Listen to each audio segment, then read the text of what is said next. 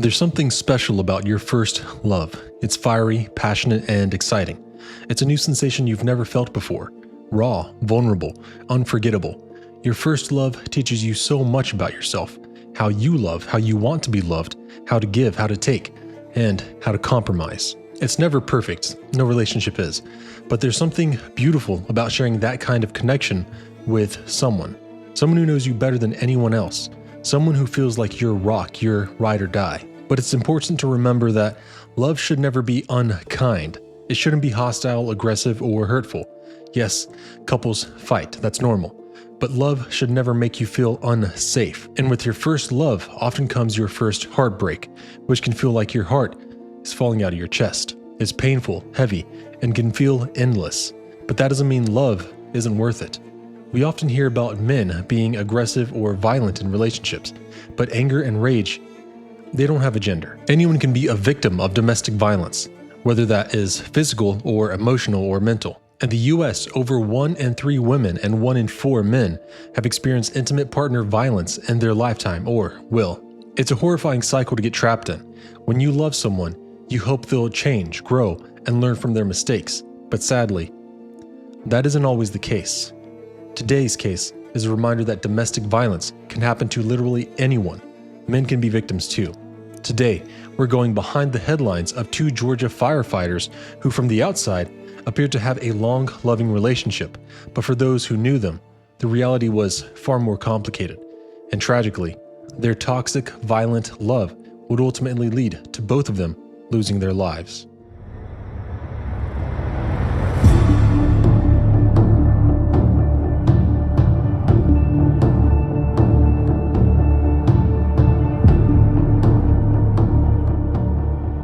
There's something about stories like this that shake you, not because they're shocking or graphic, but because they remind us of how human all of it is. How a tragedy doesn't always come wearing warning signs. Sometimes it's hidden in the lives of people who seem like they have it all together. People like Raegan Leigh Anderson. Reagan was born on June 12, 2000 in Hinesville, Georgia. She was, in so many ways, your typical Southern girl, smart, athletic, creative, and ambitious. She graduated with honors from Bradwell Institute in 2018, where she ran track and cross country. Friends and coaches remembered her as someone driven, someone who put her full heart into every mile, every goal. After high school, she headed to Kennesaw State University with big dreams and the same determination that had carried her through sports. But life pulled her back home after 2 years, and she didn't slow down. She worked at Walmart, quickly climbing the ladder into management, but it was in firefighting that Reagan found her true calling. She knew she wanted to help people, and she was strong enough to do it. She soon joined the Liberty County Fire Services and rose to the rank of lieutenant, a rare accomplishment for anyone, let alone a young woman in a male-dominated field. And Reagan wasn't just strong, she was full of depth. She was creative, often found sketching or drawing in quiet moments. She taught herself to play guitar. She was into fitness, spending countless hours in the gym. She was known for her discipline, her drive, her type A personality. When Reagan committed to something, she went all in. Work, relationships, family, growth. On the surface, Reagan seemed like someone who had it all together, a young woman with a future as bright as she was. And maybe that's part of what makes stories like this so haunting, because people like Reagan are the ones we root for. She was familiar, relatable, your typical young woman, the kind of person you went to school with, worked next to, or maybe even loved once. But as we so often learn, what's visible on the surface rarely tells the whole story. Reagan Anderson met the love of her life, Chandler Kuhbander, as teenagers while they both attended the Liberty County public school system. They were a young couple just starting to figure out life and love. Like many first loves, their relationship was full of passion, hope, and discovery. That first love is special. It's raw and intense, a time when everything feels bigger and brighter because you're learning what it means to care for someone else deeply. For Reagan and Chandler, their bond would stretch across nearly 7 years, weaving together their lives in ways that many envy. Your first love is like that.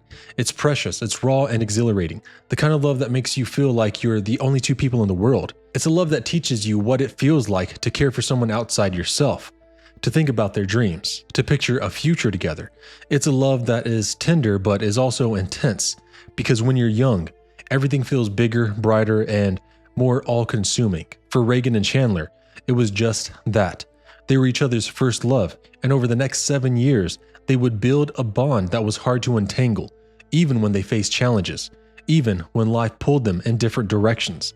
They always seem to find their way back to each other. Chandler was the definition of an all-around Southern kid. He grew up surrounded by family, faith, and Friday night lights, spending his high school years on the football field, where he was well-liked and known for his dedication and team spirit. Those who knew him say he was the kind of person everyone felt they could count on, whether it was to share a laugh in the locker room, lend a helping hand, or brighten someone's day with his easy smile. And he was popular in school, but it wasn't the kind of popularity just for the sake of being known. It was the kind built on kindness, humor, and genuine connection. Friends, teammates, and coaches alike remember him for his work ethic, his love for sports, and the way he made people feel seen. Chandler was born on July 18, 1999, to Jane and Justin Kuhbander. He grew up in a close-knit family and had a younger sister, Aurora, and brother named Xander. The three siblings loved each other beyond words. They were each other's best friends. Chandler was incredibly close with his family. He wasn't just a son, but a best friend to his mom, Jane, as well as a mother's boy. He was also super protective, but a loving big brother to his siblings. Whether it was family trips to Disney, hanging around at the dinner table, or sharing small everyday moments, Chandler made it clear how much he loved and valued his family.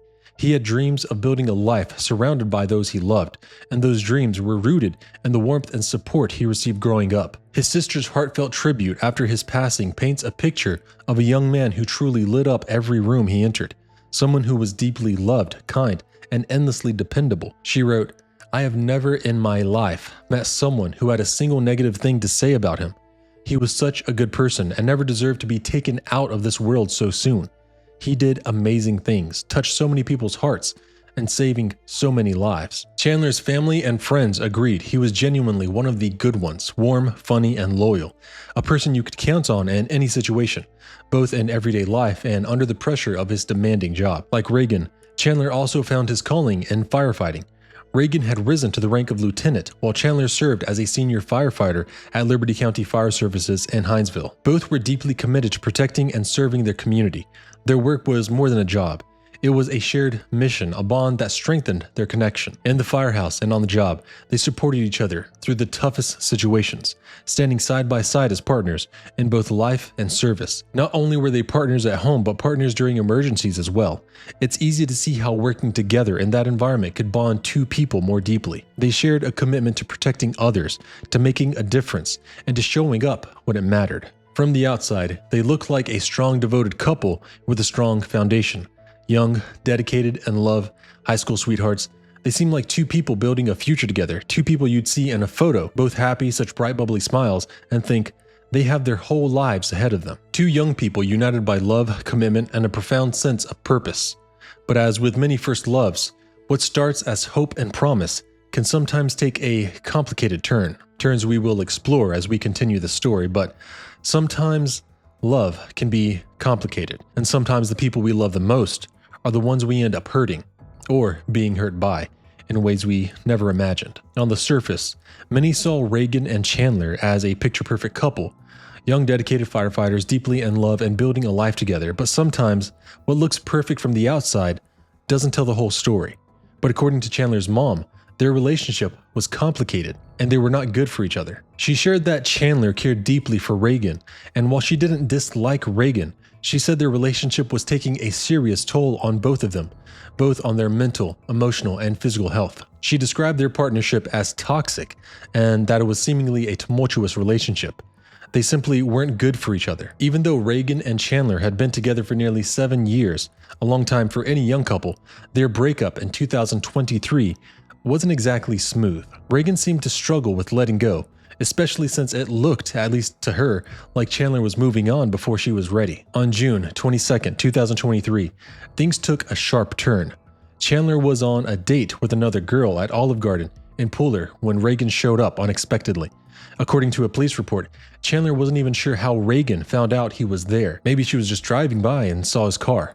Inside the restaurant, Reagan supposedly confronted his date, verbally attacking her, making all sorts of accusations until the woman, Chandler's date, supposedly felt so uncomfortable that she left. When Chandler went outside, Reagan was waiting in the parking lot, and they started arguing. Chandler later told police that Reagan keyed his car, broke the gas cap, and tore off the rear windshield wiper. Reagan told officers she keyed his car because Chandler had said hurtful things to her, She also admitted that she was hurt seeing him move on, especially after being together for so long. Police found Raegan nearby in a Walmart parking lot, and she was arrested for criminal damage to property and disorderly conduct. She was released on bond, but just 2 days later, the Liberty County Fire Department demoted her and placed her on administrative leave. Not only did she lose who she thought was the love of her life, but she also lost her job. That meant everything to her. Chandler's mom, Jane, said that she believed that her son's ex, Reagan, was in a bad headspace, and that she was genuinely worried Reagan might hurt herself around this time. It's worth remembering that Jane had shared before that she didn't see Reagan as a bad person, but as someone lost, unstable, and hurting as she tried to let go of what they had. It was clear that despite what looked like a picture-perfect love story from the outside, things were far from perfect. Both Reagan and Chandler seemed trapped in a cycle of hurt, fear, and confusion, unable to fully let go of each other or move forward. And in the days after the Olive Garden incident, things spiraled quickly. On the morning of June 25th, 2023, around 10 a.m., Chandler called his mom before heading to his gym in Savannah, Georgia. He shared that Reagan had been blowing up his phone again, threatening to take her own life, a situation that, according to his mom, wasn't the first time he had dealt with this. Later that morning, security cameras captured Chandler finishing his workout and calmly leaving the Crunch Fitness attached to the Oglethorpe Mall around 11:30 a.m., looking like it was just another normal day. But instead of heading back to his own car, Chandler never made it there. He didn't seem rushed or worried as he crossed the parking lot, but that would be the last time anyone saw him alive. His car was left behind in the parking lot, and he was never seen again. Footage from the parking lot showed Reagan's black 2017 Ford Focus circling around. At some point, it is believed that she managed to get Chandler into her vehicle, though it's unclear exactly how, whether it was by force, by threat, or through emotional manipulation, or maybe he voluntarily went. No one can say for sure. Jane says she first noticed something was wrong when her son didn't show up for his sister's birthday party, which wasn't like him at all. Like I said, their family was very close and Chandler loved his sister deeply. He would never not call us. He would never not check in with our family, said Jane. Sometimes he's a little late, but he's never not there. When Chandler's mom realized her son hadn't come home and his phone was off, she went to the gym herself to view the security footage. She knew, without a doubt, that was the last place her son went to.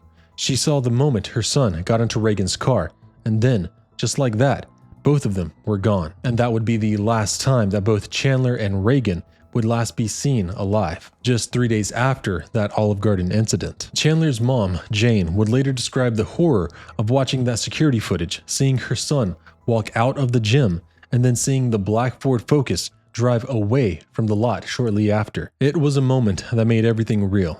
She said it hit her that she had become that person on the news, the parent searching desperately for her missing child, living in fear with no answers. After seeing the cameras from the mall, we could see him walk out, and that Reagan at 10:30 had arrived at the mall. Reagan was driving around the strip where Chandler was at, went around a couple times, parked.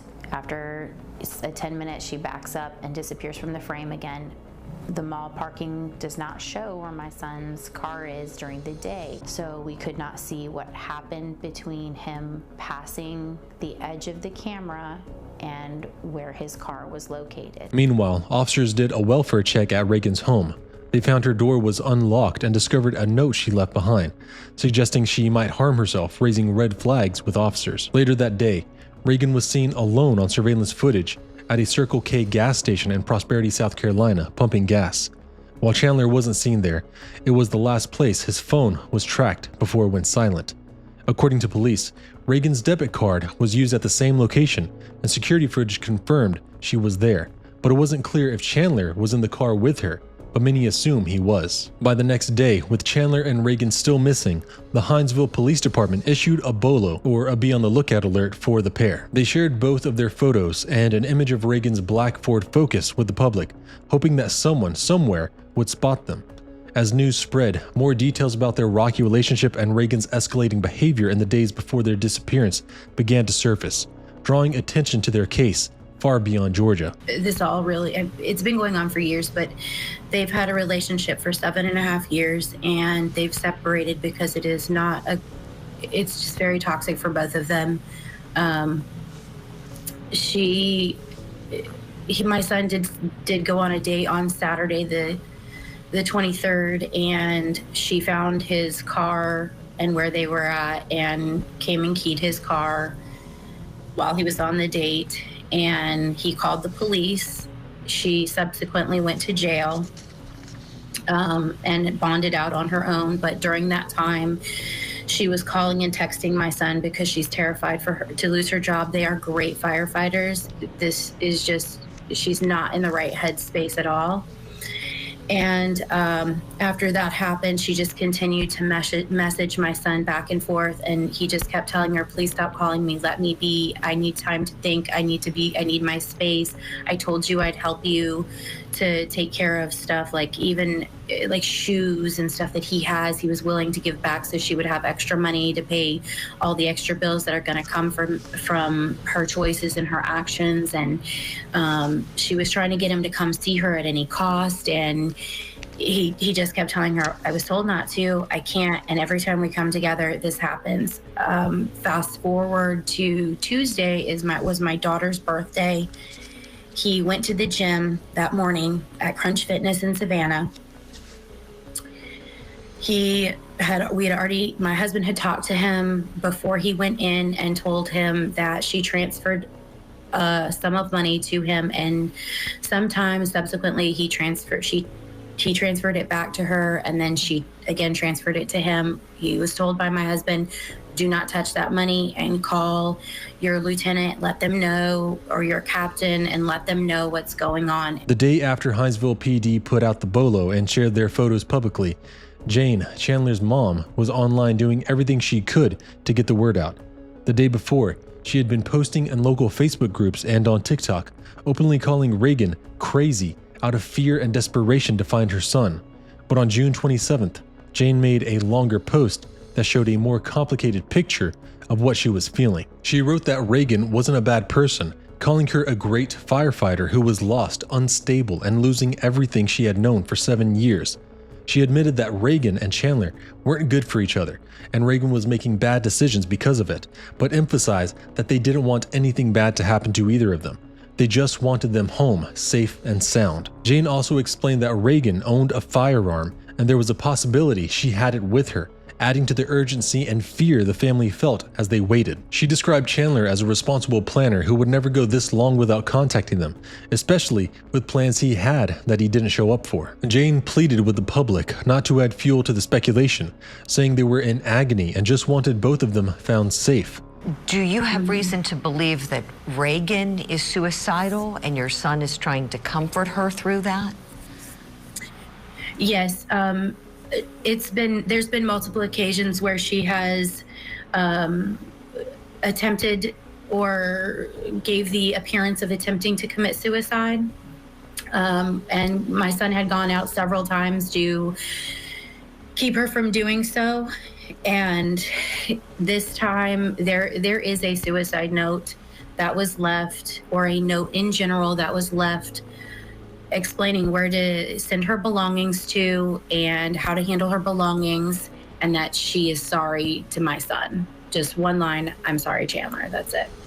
I do know the cycle of domestic violence. I volunteer in that movement, and you said some things that have some red flags going up in my mind.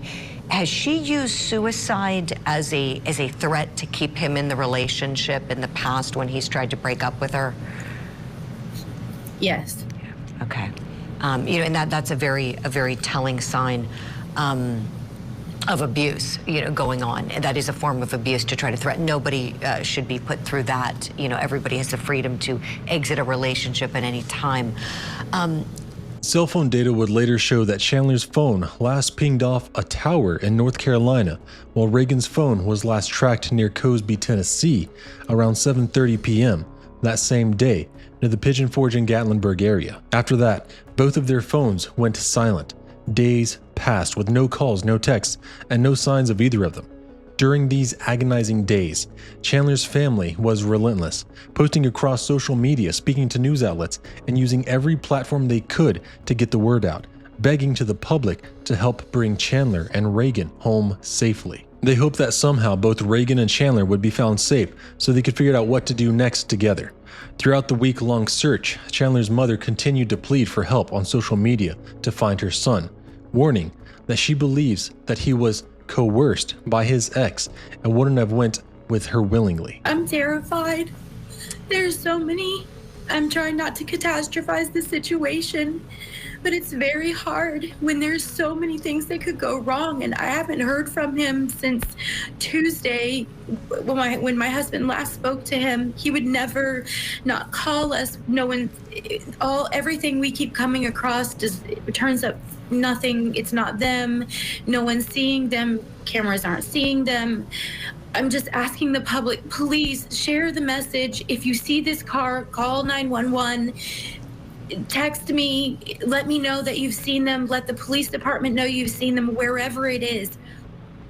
And we're going to do our I don't care if they're in it or not. I don't care if you see just him. There's the tag, the Georgia tag. We were just showing the little black car. Yeah, we'll continue to put that up. We're going to put it up online as well. Jane Kuhbander, stay hopeful, stay safe. We sure hope that the next time we speak, that Chandler will be home safe and Reagan will be home safe, and that this can all be put behind you. I wish you well. You'll be in my thoughts and prayers. We'll speak soon, okay? But on Sunday, June 30th, those hopes came to a heartbreaking end when both Chandler and Reagan were found dead along Hollow Road in Cott County, Tennessee, over 300 miles from where they first disappeared in Georgia. According to police, a passerby reportedly noticed Reagan's car along the side of the road and called first responders. That's when the couple's bodies were discovered inside Reagan's vehicle. Chandler was found in the passenger seat and Reagan was found sitting on the top of him, and her car was found parked in the woods of a private property. The pair were only 24 years old. In the days following the discovery of Chandler and Reagan's bodies, countless people online and in the community speculated about what might have happened in those final moments. Rumors circulated, theories were shared, and everyone seemed to have an opinion about what led to the tragic end of these two young firefighters. But the true horror of the situation came to light when the autopsy reports were finally released. According to the findings, Reagan shot Chandler, taking his life before turning the gun on herself. A suicide note was found, a final message that Reagan had written to her grandmother before taking her own life and apologized for her actions. "I'm sorry to whoever found us. I am sorry to everyone I hurt. Tell her how sorry I am. I love you, Nana. I want her to inherit everything." Chandler's mother, who had been vocal throughout the search, shared with the public that she didn't believe her son had left willingly with Reagan, and that she believed Reagan was in a dark, dangerous place mentally. She felt that knowing her son, Chandler was probably trying to help Reagan, who was obviously struggling in a dark mental place, even in those final moments. Willingly did he get in the car? Yes, but he got in the car because he doesn't want her to hurt herself. The Cott County medical examiner determined Reagan's cause of death was a fatal gunshot wound to the head. A deformed bullet and bullet fragments were recovered from her scalp, and her toxicology report came back negative. It is believed that she shot herself in the head while she was sitting on Chandler's decomposing body. Their manners of death were listed as homicide and suicide. When their bodies were found, both of their IDs were still in the vehicle, but authorities didn't use those to identify them. Chandler was identified using dental records while Reagan was identified through her fingerprints. Now, while it's not confirmed, some believe the fact that dental records were needed could suggest Chandler had been dead for some time before Reagan reportedly took her own life, indicating there may have been a period when she was alone with his body before ending her own life. It's a haunting possibility that adds another layer to this tragic case. Shortly after both firefighters' bodies were found, the Liberty County Fire Department released this statement. Liberty County Fire Services is deeply saddened to receive the news regarding Lieutenant Reagan Anderson and senior firefighter Chandler Kuhbander. These two extremely dedicated employees put their hearts and souls into protecting and serving the citizens of Liberty County. Our prayers and those of the department are with the families during this difficult time. In the wake of the autopsy findings, emotions ran high, and understandably so. Grief, anger, confusion, and heartbreak all swirled together as both families tried to process the unthinkable. Amidst the pain, one of Chandler's cousins shared a deeply personal message that reflected the complex emotions many were struggling with, trying to make sense of a tragedy that left not just one, but two young lives cut far too short. "I'm a cousin, and I commented a couple times if you're referring to me. I've reached out to his parents to express my sincerest sorrows that while the immediate and extended family are grieving and still trying to understand why she would want to harm herself, let alone another person, many of us also recognize that Chandler had a lot of positive life left to live, and he never should have been dragged down with her. Her immediate family are dealing with their emotions behind the scenes, as they are allowed to do. While Reagan did an unforgivable thing, she was still someone who was loved, who we had faith in to do the right thing, and who we wanted back. I think it's fair to say we can feel both sorrow and loss for both their lives, as well as confusion and anger at this terrible ending. After the incident, many people were left asking, how could this happen? What would lead a seemingly normal young woman to take the life of someone she once loved so deeply? While it doesn't excuse what she did, it's clear Reagan was struggling. She had battled mental health issues, and it seemed like, in her eyes, everything was slipping away. According to Chandler's mother, Reagan wasn't very close to her own family and had even lived with Chandler's family during their senior year of high school, becoming a close part of their close-knit home. Then, in January 2023, her biological father passed away. Soon after, her relationship with Chandler ended, and not long after that, she was arrested and lost her job as a firefighter, a role she had worked hard for and that had become a part of her identity. From her perspective, it may have felt like her entire world was falling apart all at once, losing her family, her career, and the person she considered home. None of this justifies what she did, but it does help us understand the desperation and fear that might have been clouding her judgment in her final moments, reminding us of how important it is to recognize when someone is in crisis before it reaches a point of no return. Over time, they had moved into an apartment, and Reagan wouldn't allow us to go to the house or to know where they lived. And so even though Chandler would come over for holidays and, whenever he could, she would text him until he absolutely had to leave because she was blowing up his phone. And so we'd give her, I love you, go home, go back home. I know, I understand. And later on, we found out that during that whole time, there was a lot of violence that we didn't know about, a lot of violence that was happening from her. She had thrown PlayStations at him, hit him with a belt I had purchased for him for weightlifting. A lot of physical violence was happening on him, and he wouldn't say anything, and he would never hit her or hurt her or do things back. He did try to pin her down. There's 4 different times where a gun has been involved that we are aware of, where she would either tell him she was going to commit suicide. 2 of the times we were involved in, she sent a message to him, and we either went to go find her or we removed him from the home. So those were the 2 times.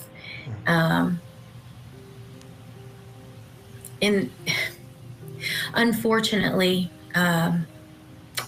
one of those incidents, things could have gotten the ball rolling sooner for them to be apart, but because he tried to keep himself from getting hurt with a weapon,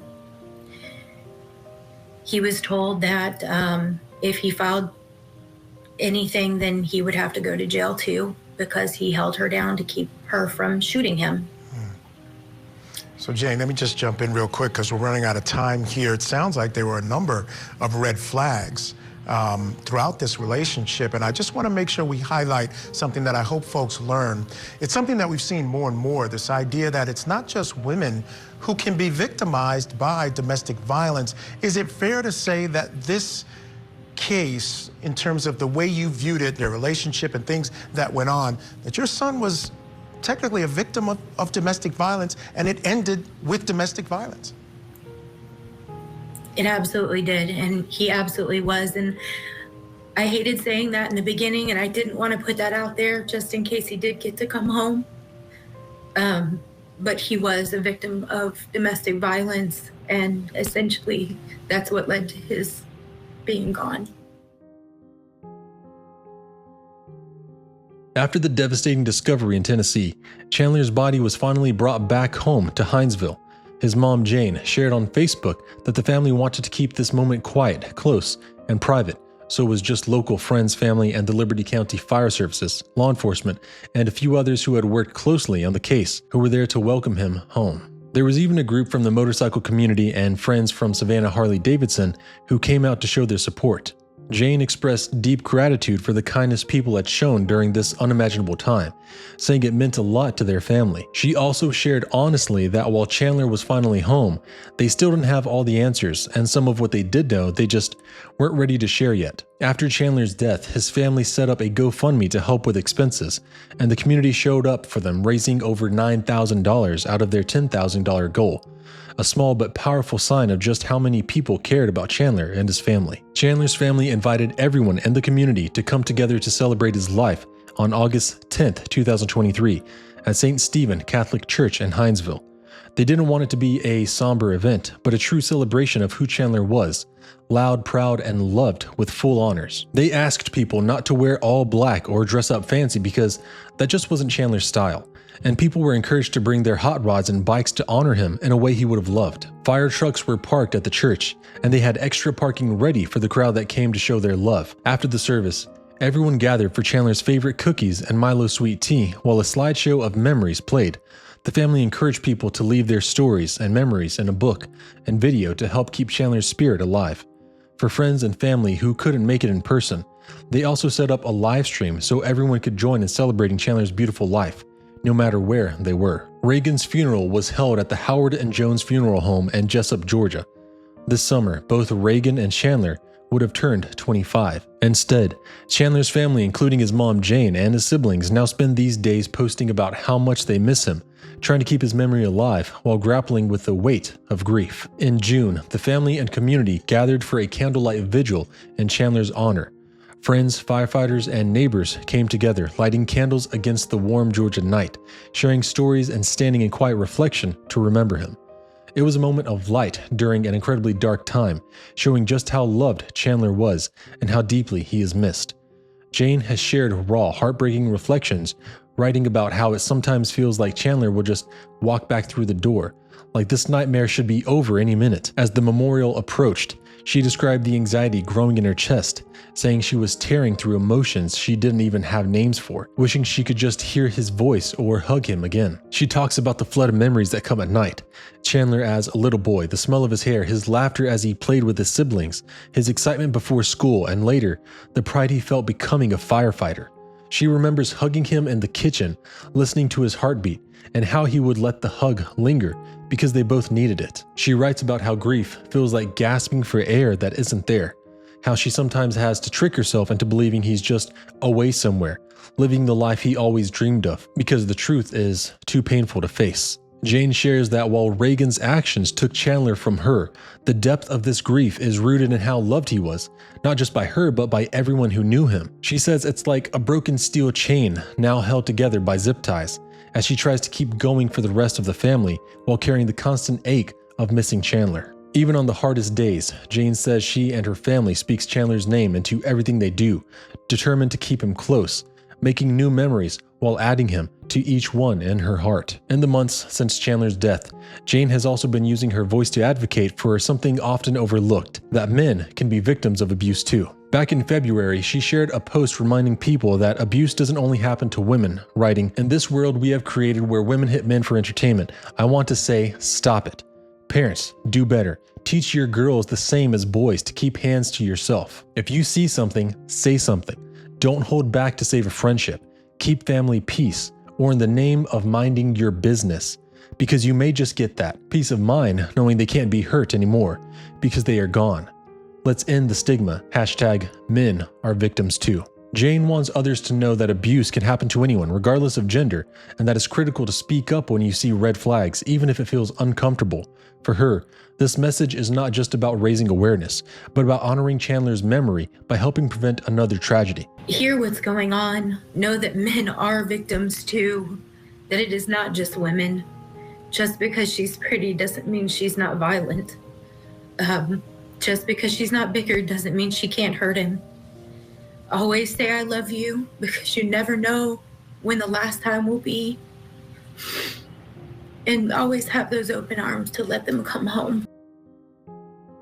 As we close this chapter of Chandler's story, let it serve as a quiet reminder that abuse doesn't always look the way we expect, and it can happen to anyone including men. It's a conversation we need to keep having even when it's uncomfortable to protect those we love. We often picture abuse as something that happens behind closed doors, in obvious, visible ways. But the truth is, intimate partner violence takes many forms, and sometimes it doesn't leave bruises you can see.